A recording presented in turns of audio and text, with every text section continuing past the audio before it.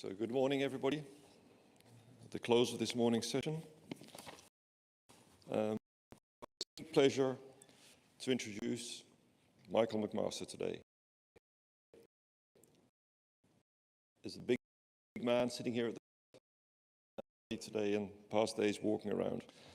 It's my honor to introduce him, award him with the Scoliosis Research Society Lifetime Achievement Award. Michael McMaster was born in Ireland, and he had a very, very international and diverse career. He went to Belfast,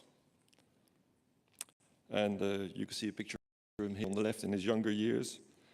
And he played rugby. He told me yesterday that's part of the reason his knee's not as good as it used to be. And he was apparently very successful, as you can see here in the middle of the scrum there. After medical school, he had multiple appointments, building a foundation for a career. Amongst many of his appointments, he worked in the Robert Jones and Agnes Hunt Orthopedic Hospital in Oswestry, England. He also spent 4 years in the US, working in clinics in Rochester and Minnesota. And ultimately, he was in Edinburgh, Scotland, at the Princess Margaret Rose, where he founded the Scottish National Service.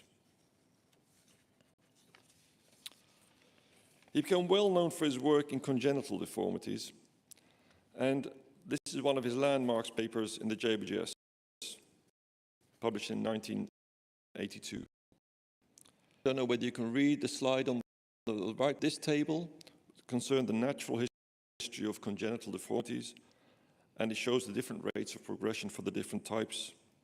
And it's actually been a guideline for the treatment of children for decades. It shows the different types of deformity: block vertebra, wedged vertebra, hemivertebra, bars, etc. And also the location: upper thoracic spine, lower thoracic spine, etc. And this is really impactful, because this guides treatment, and all the time, like we've heard multiple papers today about machine learning, all the time we're trying to and guide treatment. And he was doing this 40 years ago. In his support for the current award, Keith Bridwell wrote, "He and Bob have taught us more about congenital scoliosis than all others combined." Not only was he known for congenital scoliosis, he also published a lot about ankylosing spondylitis. He knew my mentor, Gerard Slot, very well. And this is a field too where I learned from Gerard and learned from McMaster and his papers about how to treat these rigid spines. Now, recently, we're doing that much less than we were before because of the biologic treatments. But again, we just saw a paper on pediatric deformities, and here we're looking at a paper on adult deformities. So we had a very wide spectrum of spinal pathology in Scotland. So Michael McMaster is one of those giants on whose shoulders we stand. All three domains of patient care, research, but also the organization of care, founding a national spinal unit. Tanos Tirikos, currently in Edinburgh, wrote, "He has been an exceptional surgeon and a very caring clinician who has always been highly recognized by his peers, as well as his patients, and probably that is most important. He played a major role in professional societies, founding the British Scoliosis Society. He played a role in our Scoliosis Research Society.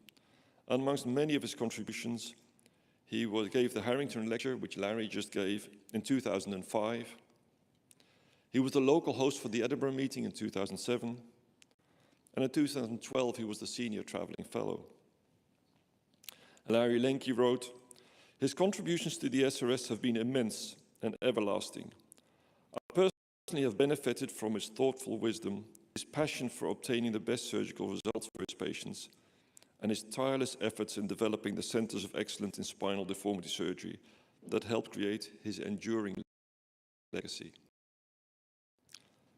And for his contribution to improving the care for patients, in 2001 he was awarded the King James Professorship from the Royal College of Surgeons in Edinburgh.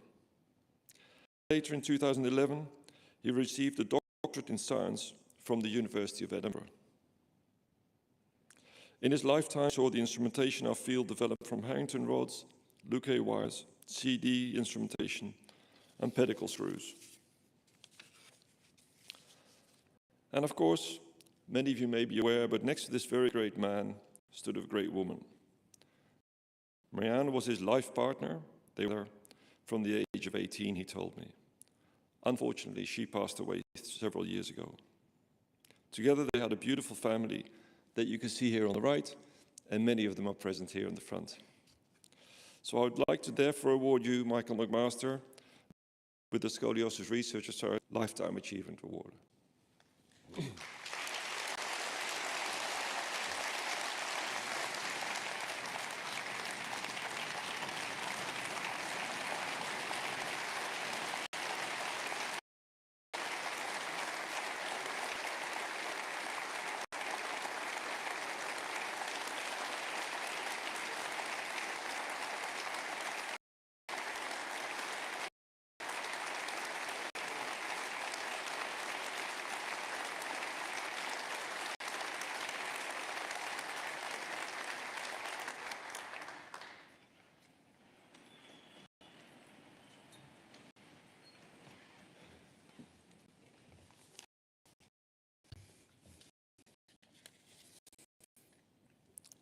Dr. de Kleuver, thank you so much for your kind comments.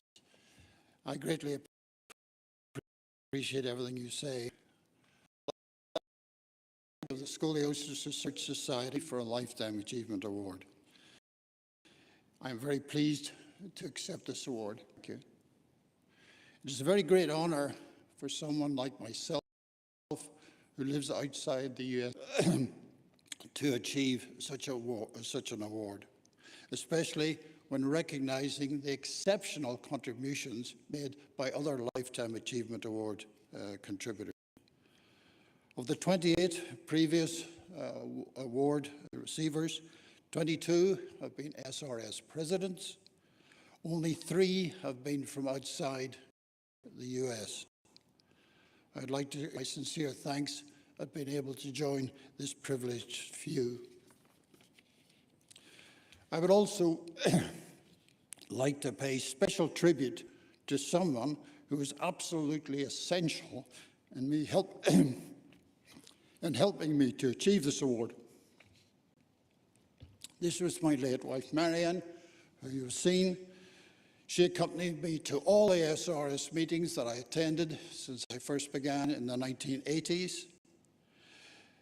She was my co-author, closely at my clinics, as well as bringing up her family. Without her, I would not have achieved this success. Once more, I'd like to thank the Scoliosis Research Society. This award will always mean a very great deal to me and to my